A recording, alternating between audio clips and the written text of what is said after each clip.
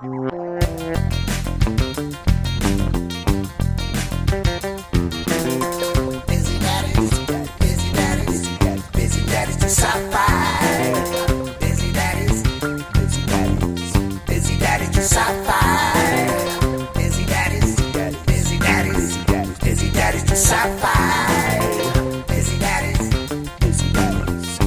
Daddies do Sci-Fi.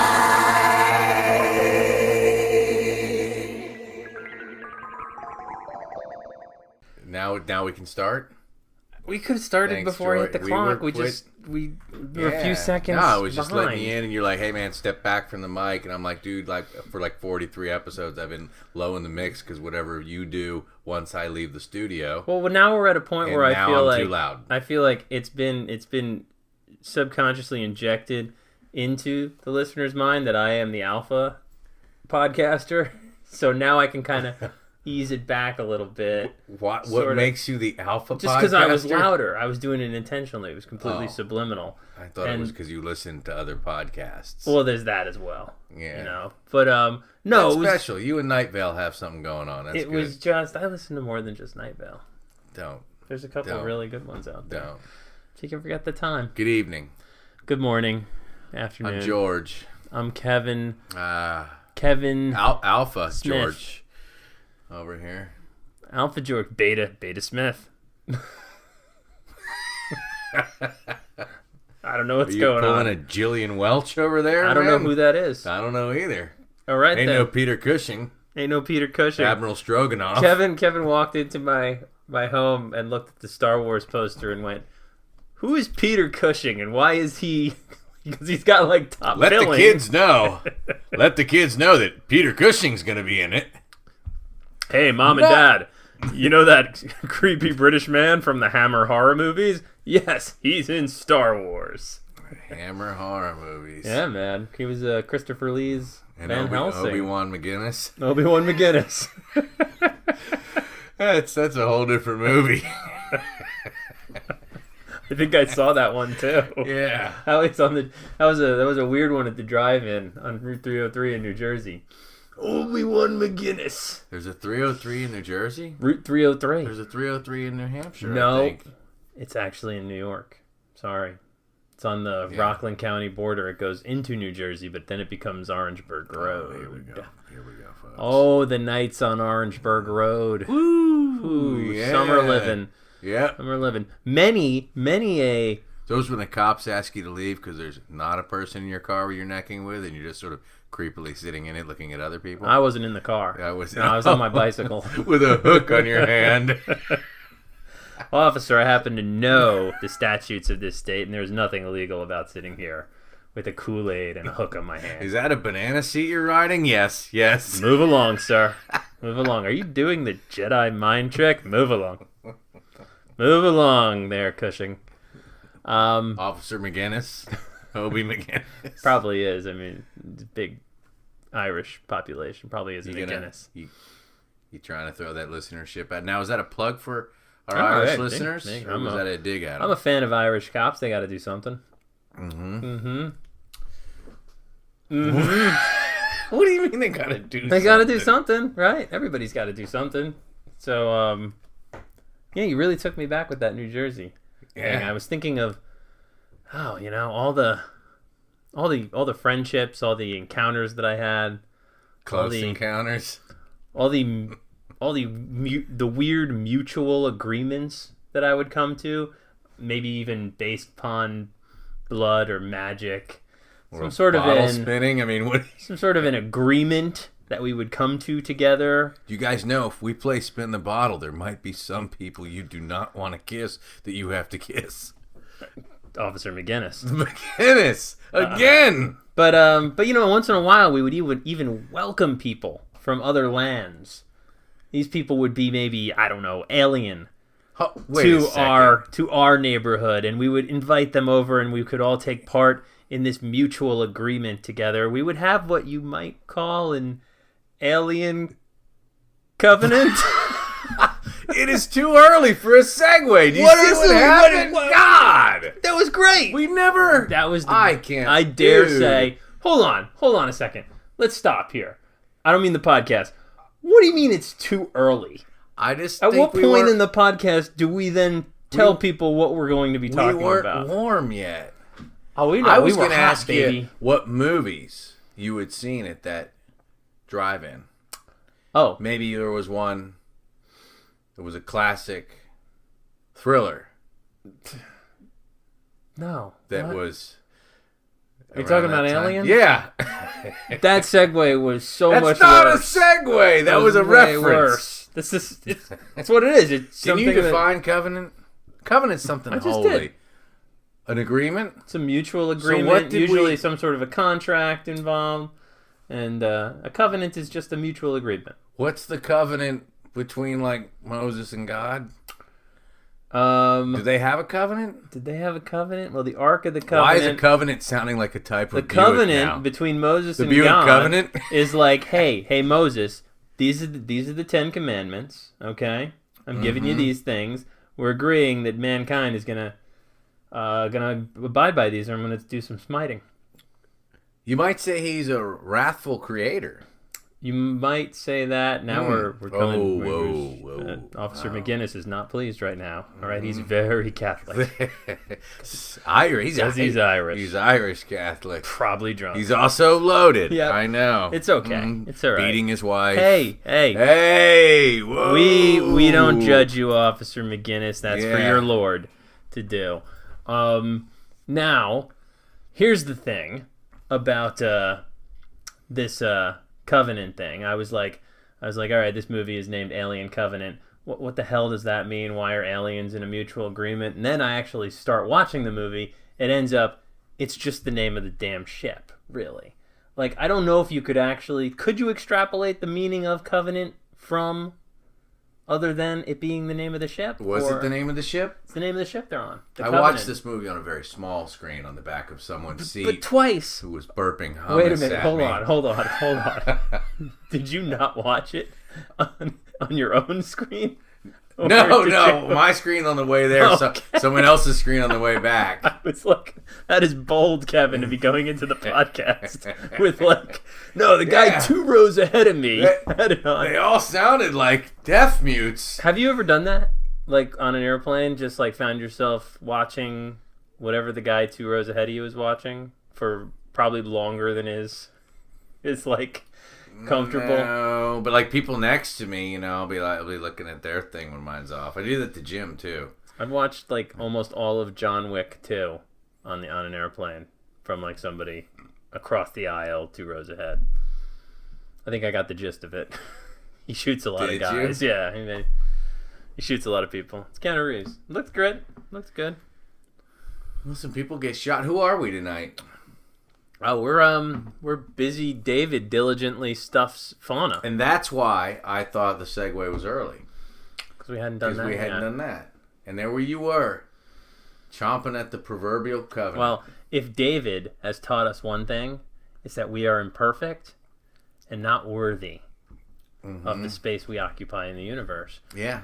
By David, I'm sorry. Let me just check with Kevin. Is it too early if I start talking about David? I don't know. David, the synthetic human who... Yes, People, it is. It totally is. We're going to be talking about Alien Covenant here. Yeah. Now, maybe a little Alien Prometheus. Here's the funny thing. It was not Alien Prometheus, just Prometheus. Okay? Yeah. Sequel to Prometheus. Prequel to Alien. Prequel to Alien, Aliens, that whole deal. Alien vs. Predator. Well, prequel to Alien vs. Predator. Sequel to Alien vs. Predator, Requiem. Oh, yeah. Probably sequel to... Alien vs. Predator, Requiem for a Dream. That's a hell of a movie. Yeah. Predator and Alien are strung out in the Bronx. Strung out on speed, trying to make their way to Florida to get a shipment of heroin. Yeah. Yeah, with a little gigolo action on the side. Oh, man. Yeah. And yeah, probably a sequel to... Well, sequel to all the Predator movies. Are you still doing this? Yeah. I have no idea. Hey, continuity you mean because, matters, man. Mm-hmm. All right? And this thing has screwed all the continuity up. for the It whole... has? I thought it did. I thought it was pretty simple, straight up. Not really. I think that believes how in depth you are. Believes how in depth you are. No, I have no. idea. Don't even question it. You were dead right the first time. It does believe how in depth I am. Yes. I've been saying that for years. Though? I've been saying it for years, Kevin. Just it believes how in depth I am. It believes how in depth I am. Here's my card, George Riccadella. It believes how in depth I am. Okay. Christ. Sorry, Officer McGinnis. I've had a little Irish whiskey. Prometheus, not fantastic. I didn't enjoy it, and I thought it was. I can't remember if I enjoyed it or not. I found moments of it pretty laughable. There were things that looked cool. This was better than Prometheus. This I thought was better than Prometheus. Yes, certainly. Also, Prometheus started to tell us the story of the Collector. Is that his name? I don't even remember that. He's the big in the first Alien when they come across the egg. Oh, he's like a Titan. He's like a Titan. He's a big guy. They find him in a chair, dead, and that's where they find like the eggs and stuff. Now, and then, it's been speculated for years, like, oh, who was this guy? What was his deal? And finally, Ridley Scott said, well, we're going to tell you in Prometheus. This is what his deal was. He was a member of this race. There have been other cuts of Prometheus now, because a lot of people felt like it didn't really answer that story. So now we've got Alien. They basically decided, you know what, we end Prometheus. We're going to show you, hey, guess what? This was the birth of what you guys will eventually know as the Alien. We're going to go a step further with that. We're going to continue the Alien franchise with prequels. And so now we're face-to-face with pretty much what is the Alien from Alien. So that was cool. Yeah. So that hasn't been done yet. Kind of cool. It was kind of cheap, too. I mean, why? How? Because it's cool for the sake of cool. It's like, hey, remember this? So you think it was a cash grab? You can't. Of course it was. No, it was. Why would it be? Because they're all cash grabs now, essentially. There was not that again. There was no integrity in this movie, really. There was no, like... The guy wants to tell a story. But it doesn't need to be told. That's not up to you. It's not up to me. Yeah. No. So then I'm just left with what it is. Yeah. Yeah. So what is it? The depth. In depth, it believes in the depth of... That's going to follow me from now till the day I die, man. I'm just going to hear that in the back of my head. Motivating you. In depth, abstractly. In depth it believes. I'm going to be crushed under a mountain of rubble, and I'm just going to be going over and over. In depth it believes, George, come on! And you'll have a business card in your hand. Business card, Joe, this is for you. What the fuck was that guy talking about? You, Officer McGinnis. And, well, tell you what. You want to set up the world? You want me to set up the world? I'll set up the world. Go for it. Okay. We are on a what do they call it? Ark ship, colony ship, whatever. And there is a synthetic who looks like David from Prometheus. His name is Walter Fassbender. Walter Fassbender. Why is that funny? I'm punchy tonight, man. That's a good one. I was hoping it's funny because you wouldn't expect them to have last names. I was hoping they'd get Michael Fassbender to play the part, but they got Walter Fassbender to play the part. His nebbish cousin. Of course, we've got a crew asleep because we're traveling long journeys. These guys are going to a planet called Origin 6 or something. Yeah. They have a sail out that recharges solar power cells, and boom, some neutrino wave hits it and crashes out their sail system. Some stuff breaks down. We lose the captain, and the crew is awoken and has to repair it. James Franco. There he was. Already dead. I was happy 30 about that. Seconds. Yeah. Why? I don't know. Is he like, hey man, do you think I can get in the Alien movie? I mean, he. I do have a degree. He caught fire, which it was a brutal death. The captain, not the actual James Franco.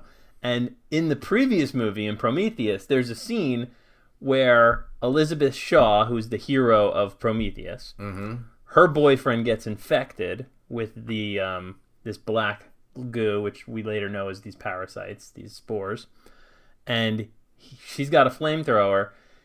And in what I thought was one of the kind of funnier moments in the movie, he's kind of begging her to kill him, so she sets him on fire, and he dies this horrible, like, burning, just agonizing death in front of her. And me and my friend Justin always used to joke around about that movie, just like, because the cusp of the scene was sort of like he's going, "Babe, light me up, babe, just set me on fire," and she does. And I don't know why it's hysterical to me, but I could not help. I don't either. I could not help but be like, oh my gosh, they're doing this again, when in the first 10 minutes of the movie, we see another loved one just catch on fire. You know, like, it's almost like Ridley Scott's got this, like, okay, that's great, James Franco, okay, cool. When can we set him on fire? Well, I sat there and that was one thing. I wondered what I would do if my partner burned up there and I still had to continue, because I kind of felt like they didn't really stop to grieve. And I thought they'd kind of like put you out of the game. Like, dude, we're gonna sedate you while we figure this out. Later's another, because these are pilgrims. So they're husband and wife couples that are here. They've got 1,000 or so people on ice, a bunch of embryos. 20,000 people on ice and a bunch of embryos. And anyways, during the repairs, there is a signal that comes out of nowhere. It's a radio frequency, and it leads them to find an unknown planet which they hadn't found before in their previous searches, but is likely very habitable. And they decide they at least got to go check it out. The new captain, who was second in command, played by Billy Crudup, who I really like him. I think he's a great actor. And it is very apparent that they're trying to hammer home that this is a person of faith. He says so himself repeatedly. That's why he was. They don't like me because of my faith. They don't like me because of my faith, which I didn't find believable either. No, what the fuck? Like, I didn't. Why'd you have to say that? I mean, because we're going to get into creators and shit like that, and pretty badly written character with a couple of, like, good moments, but and then we start basically what I think is one of the weaker parts of this movie, and that's that the characters are really badly developed. Like, they're basically like, this guy, this guy. You know, and it's not in a cool way where it's like, oh, he does something that shows you I don't need to know a whole lot of exposition about this person because I know this type of person. It's just like, you know, here's the pilot who wears the hat. You know? Oh, and he's called Tennessee. And his name is Tennessee. They drink whiskey and stuff. Here's the tough female. You know? Here's the woman who's going to ask to stay behind to study the plants and earth, you know, and most of them basically fall into these are the fodder. Here's the guy who's going to die and you'll never know his name. Here's the other guy who's going to die and you'll never know his name. You know, even though we're told they have an emotional attachment to at least to one other person in that group. You know, so those things would have helped to like care about. So maybe you can't, you know, waste all your time doing that. Some pretty grand schemes. Sets, things like that. I liked the world they were on. Big fat giant wheat pods and stuff. I dug the planet. I love when they said there's no birds and stuff. I love that. It was suspiciously bad. I mean, you're watching Alien movie, so you know it's got to get bad. So they land on this planet, though. Yeah, they go out of their way. You know, it's going to take them a couple weeks to get to this planet they just found. No one wants to go back in the hypersleep. Because James Franco ruined it for everybody. It all smells bad. It's like fucking burnt body in the air filtration. Yeah. Thanks a lot, Franco. So they decide instead of the 7-year journey to their destination, they're going to just take a closer look at this world that's a couple weeks away. Those couple weeks go by in about a second. They're there. They land. They take a shuttle down, all in what seems like this is just we're just making these decisions really quickly. Whereas the other avenue of approach was meticulously planned. They're responsible for the lives of 20,000 other people, including all the embryos and stuff. So this captain says, all right, let's go down there. They get down there. The moment the shuttle door just like opens up, I see these guys walking out in just like their regular clothes with rifles and stuff, and nobody's wearing a friggin' oxygen mask. And I'm just like, where's the fucking spacesuits? Well, don't know. I mean, you know what the atmosphere is, but you have no idea what's on this planet. I believe the tech. So you just know.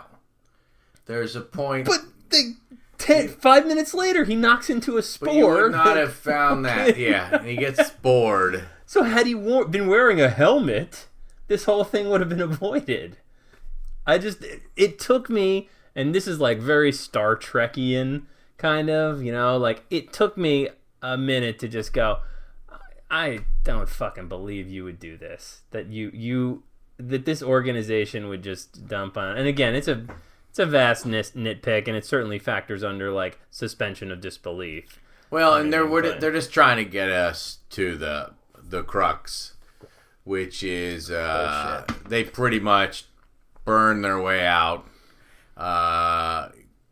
fall under the attack of people who breathed spores and became homes to monsters, aliens, and all hell breaks loose and shit catches on fire, and they scramble and are rescued by David, the synthetic from Prometheus. And we've got another scene with the loved one on fire. Somebody quickly runs out of the burning shuttle.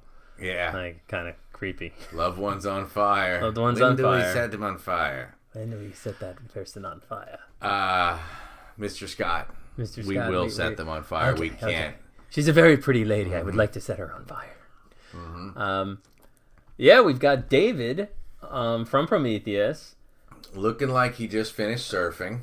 He's got the gear on. Kind of a wetsuit, barefoot, yeah. With some cool blonde hair. Slightly long blonde hair. He's been there for the last 10 years, and apparently they quickly serve up what has happened since the end of Prometheus.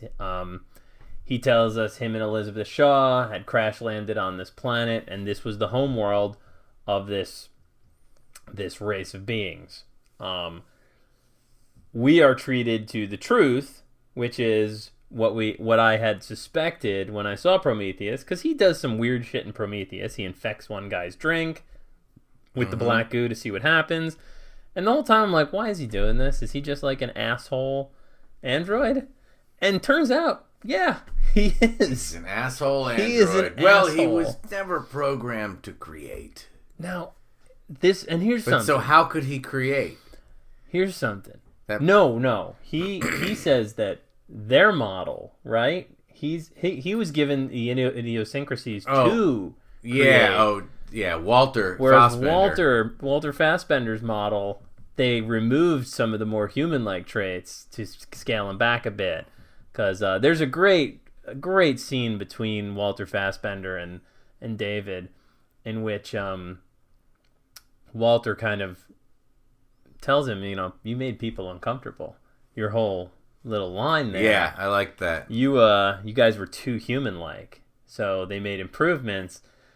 And now, so do you think you could attribute this entire thing to Walter Fassbender? I'm sorry, David it's a design flaw, and that's all it is? Like, or is there something more going on here? Is there like a kind of replicant Blade Runner? He has evolved past his programming? No, that's what's supposed to be happening. I don't know.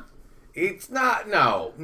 You line up this movie like you just did with a fucking dude in a hat and a woman who's a botanist and a fucking strong female character, and you think this is all contingent on a fucking glitch and a synthetic bullshit. I think no, that's you want it to be that. Yeah, that's not what they can. That's not what they did. This thing was fucking hell bent on running its own show, and it got to do it. And guess what? He's frustrated. He's frustrated. I can't stand that shit. It was just like the last episode where we spoke about this other person. You know, dude with hat. Yeah. Strong female lead. Scientist who stays back. You know. So when in the that previous guy. episode, it's that, yeah. All of a sudden, he shows up, and it's that guy. It's this guy. And they both, actually, I think they both say Tolstoy in the two separate movies. Do they? No, well, or was one? Where have I? When was he someone was, just when doing he Cats? out, Oh, that was, I saw Logan's Run, and that's yeah, Logan's Run, and the zany guy. The zany guy fucking talks about fucking. I love that you saw Logan's Run recently. I saw and that like a year ago. Starship Troopers. Starship Troopers, I think, is actually still fantastic. We could just podcast on Starship Troopers now. Let's just do it. With let's bugs. They shoot spores. And shoot a nuke down a bug hole. You got a lot of dead bugs. Mm-hmm. That movie. No half-ass shower genius, scenes in man. that. No, full ass shower full ass shower scenes. Right, man. Clancy, here in the notes, you mentioned that there were 2 half-ass shower scenes. Well, there were. Covenant. There were. Now, hold on. Let's swing back a little bit. Go to Walter and David again. So David just wants to create life, and he believes that humanity is not worthy of bearing the title of the creator of him. Basically, like that's kind of like his. Doesn't really matter what his motivations are, right?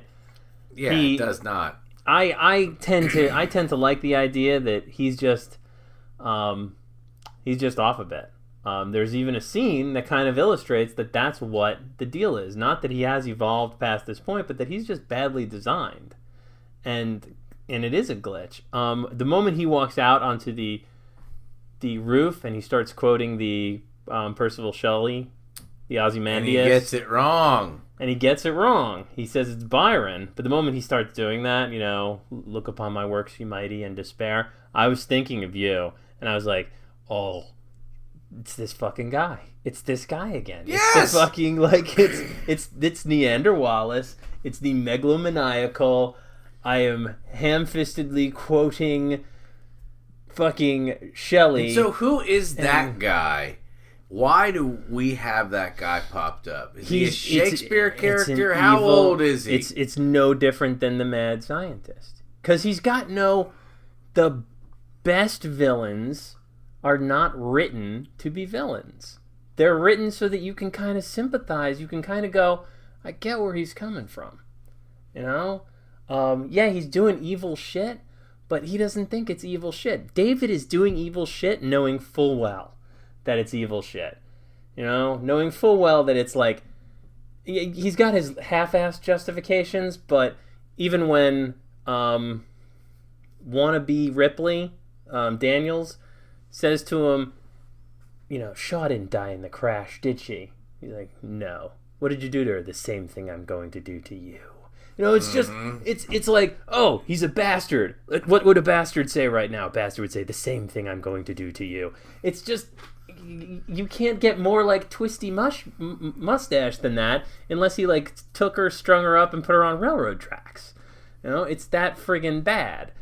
And the thing that sucks about that is that I think the coolest thing about this movie are the interactions between David and Walter. And that's why I will never take a golf cart from that particular palace again. I've had something like that happen before. I believe it. And I can't believe they leave the keys in them. Well, Officer McGinnis. Yeah.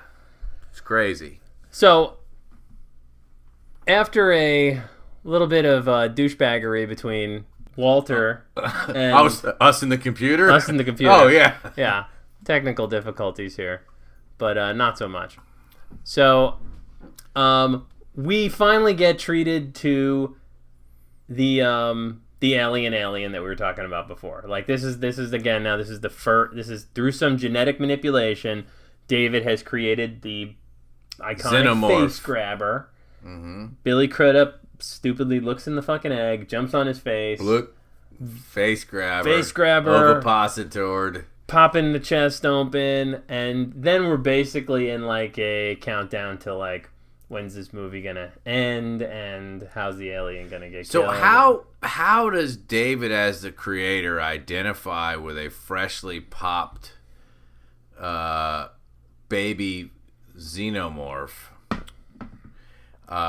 whereas we've always seen those things tear up anything in its way?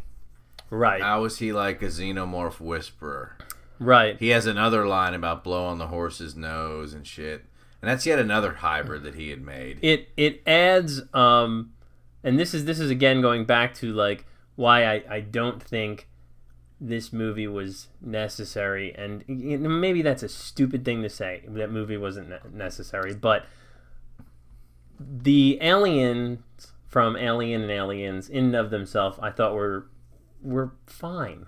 You know, we didn't need this backstory, the fact that there were like results of genetic manipulation by this all-caring creator figure, you know, and yet kind of goofs him up a little bit to have that scene where like he pops out of Billy Crudup's chest and then starts to mime, David with his hands in his air, like his hands in the air like a little baby, and then 2 minutes later he's big again and he's tearing people apart. And then we get treated to like the kind of, I don't know, it's almost like you can't put a female in a white tank top with a machine gun on a spaceship without a Ripley reference, especially in a fucking alien movie. Like it's very obvious what you're going for. You're going for the like, hey, you guys remember this? So we're given that, and it's her in Tennessee, and they're here to save the day. And that's basically how we cruise till the end of the movie. Now, what I did like was, while I thought it was obvious, they give you there's a little switcheroo, because Walter and David end up getting into a battle with each other. Well, I knew. So earlier, David begins to cut his hair after he meets Walter, who has short hair, not surfer hair, and he cuts his hair, and you realize he's going to make a switch. Cuts his hair really well. Like nicely done there, David. Yeah, after playing the flute. Yeah. I liked that. I thought that scene was pretty good, where he's teaching him to play the flute. Yeah? Yeah. Yeah, I thought it was kind of, I thought it was charming and kind of darling, like having a android that is a later model where some key things have been removed, and an older model where those things are still intact. I like that. Like, I just didn't like that it was a flute, I don't think. You can do this. You can do this. Let me show you how. Well, but like it's in your program or not. I don't know. I didn't think that he would be able to like learn it. No. I got more. Well, I got more that he could. He could learn it. That he saw. That's a clear. Wall. So it's good. You were watching the same movie. He saw a wall, and David just saw like, no, you can go beyond that wall. You've got potential. Let me show you where I'm going to stuff these eggs. Stab you in this fucking in the throat. I'm going to pull your zip cord out or whatever the hell that was. So Walter Fassbender is killed off screen later on by David, who replaces him quickly for the last 10-minute climax, and there's a little bit of like, not much. It's pretty obvious. I mean, it's pretty obvious that this is now David. Yes. On the ship. They get back on the ship. There's 20,000 colonists, a bunch of human embryos. We got a brand new alien. And the other one has been killed. Is snuck on. It's now making its way through the last of the fucking people that are alive. It kills one naked girl and her boyfriend, who are just like stupidly boning in the shower. It's like, wait a month before you bone in the shower after a bunch of people had been murdered. Yeah. Just like, give it some grace period, man. I mean, so yeah, it kills a bunch of people. And David is seemingly helping them kill this thing. They don't know that it's David. They think it's Walter. Now, I didn't like the switcheroo because I thought it was really obvious. I did like how she finds out. I liked that last scene. Yes. That was a cool callback, and it's kind of what made the movie end, and for me to have like a satisfying enough note to go, okay, yeah, that it rung a few bells. I liked enough about the way it looked. I liked the fight scene amongst the weeds and the wheat down on the planet initially when they're coming at them at night. Mm-hmm. Stuff like that I thought were cool, where I was just sort of like, all right, this movie was cool enough. You know, it wasn't great by any means, but it was definitely cool enough. Yeah. Was Airplane cool enough? I watched it on the plane. Yeah, I watched it on Amazon. It cost me $5. Damn. Yeah. Virgin Atlantic was all free. Why? They're crazy. Virgin Atlantic's just cool like that, bro. They're cool. They have free movies. That's never happened to me on Virgin. You should go. What do you mean it's never happened to you on Virgin? Free movies? Yeah. No, you have to pay for the movies on Virgin America. No, they've got their own little like AI thing called Red, and it's their. I know that's all I fly is Virgin. What do you mean it's all you fly? That's all I fly is Virgin America. And you've never had a free movie? I've never had a free movie. Wow, man. You know, maybe you should talk to the person who plans the traveling. Wait, hold on. What's the difference between Virgin America and Virgin Atlantic? Because Virgin America actually now no longer exists. Did they switch over to Virgin? Yeah. Oh, man, you haven't lived. I guess not. Till you've had a Virgin Atlantic. Any aliens break out on that flight? No. Any half-ass shower scenes? Drunken Catholic Irish cops? No, but you have to order. So you order your stuff. So I know. I call. I go back and ask for a cup of coffee, and they say, no, service period's over. I was like, service period's over? She's like, yeah, you got to order it on a screen.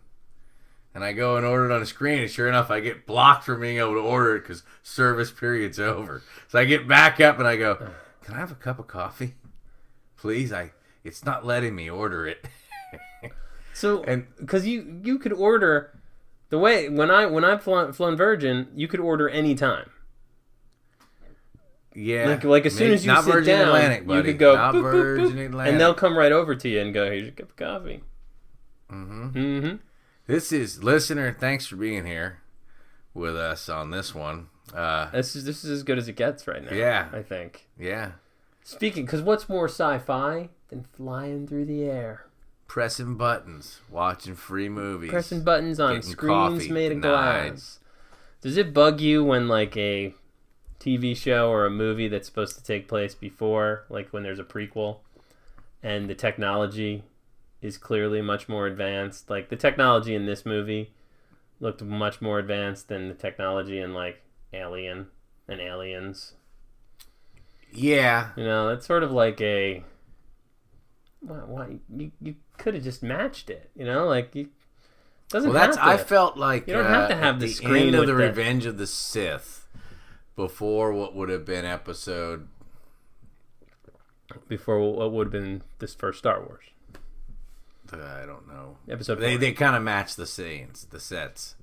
They did, yeah. What's the one where Darth Maul is in a volcano? Revenge of the Sith. Darth Maul. Was never in a volcano, Kevin. Dude, I'm on East time zone still. Man. I woke up at 3:38 this morning, dude.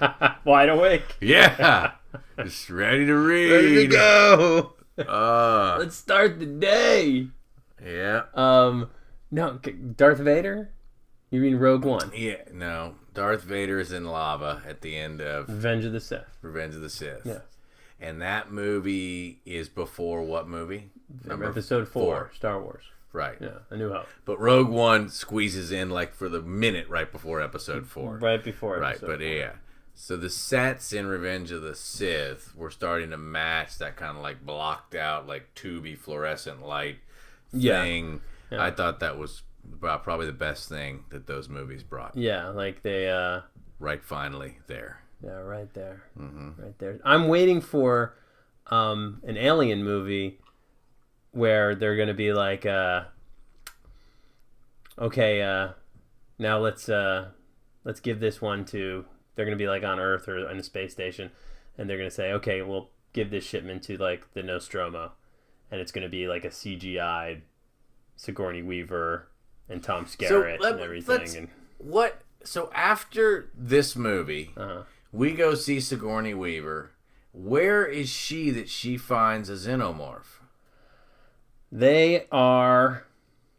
The planet is LV-426. Yeah, there's LV planets. Yep. Yeah. Now, how did that thing get there? I don't know.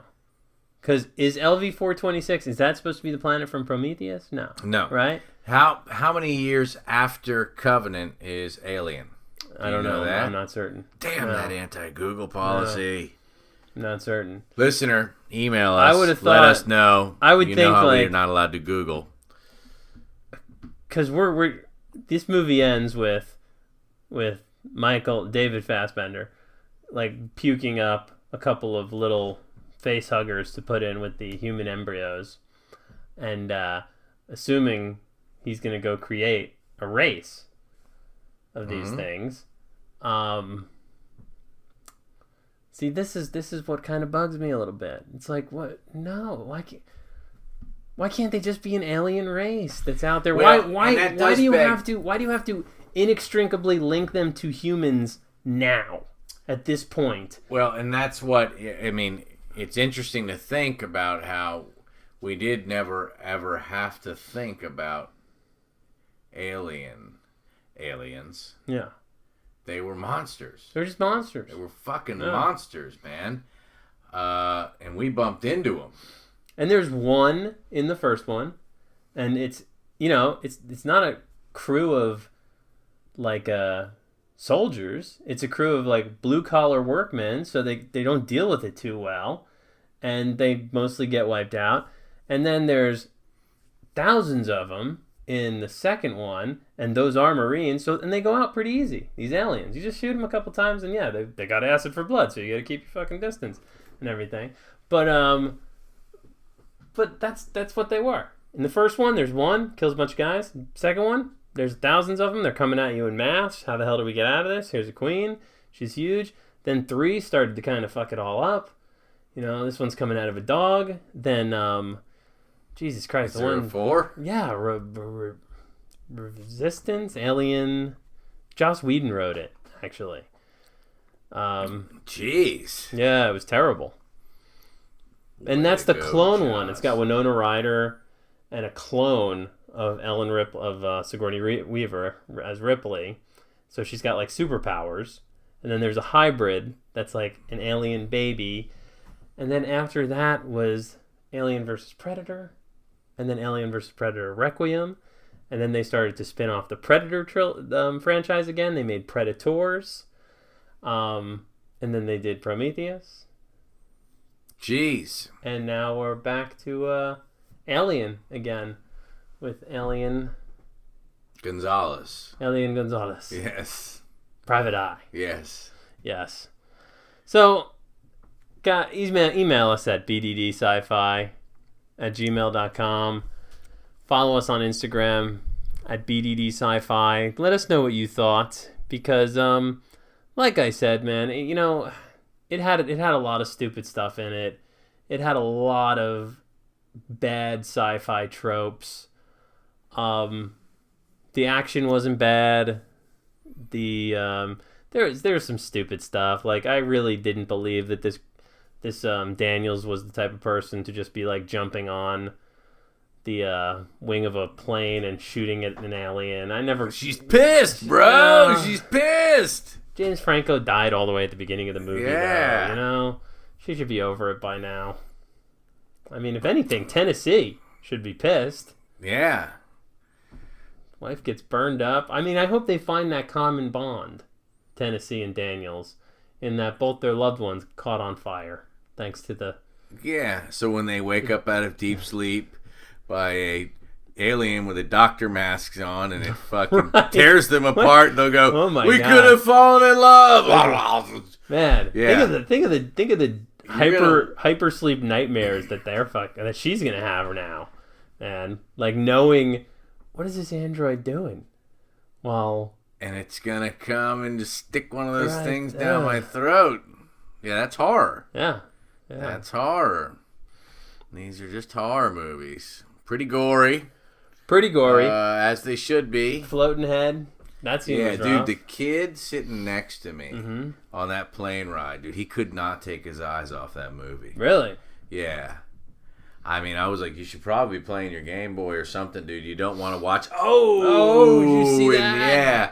He's like, Dad was in the row behind because of a seating thing, and so they didn't even, I mean, I felt kind of bad. I've seen a horror movie like that way too young, and it left a mark, man. But did he throw I was just up like, at dude, all? that's all Caro syrup, anyways, man. He said, "What's Caro syrup?" And I said, "Do you want some more M&Ms?" You want some more M&Ms, buddy? Let me get you. Let me get you a stiff no drink. chocolate policy. Yeah. Get this kid a Doers. Crying out loud. Because he's a doer. Because he's a man now. Yeah. Right. Yeah. He's just seen Alien Covenant. He's a man. He doesn't even know what a covenant is. Shower him in blood and whiskey, crying out loud, and then set him on fire. Let's make a movie about this little bastard. Yeah. Just don't set anything on fire in an airplane, George. I beg to differ. Too soon. Too soon. For what? For Alien Gonzalez. Man. One of these days. What was the name of the guy who set a Sue on fire? That was Shed a Sue on fire. Shed a Sue on fire. Shed a Sue on fire. Yeah. It's a new blues song. Shed a Sue on fire. It proves the depth. What is it? I'm gonna have to go back and listen to it because it's my credo now. In depths, it believes.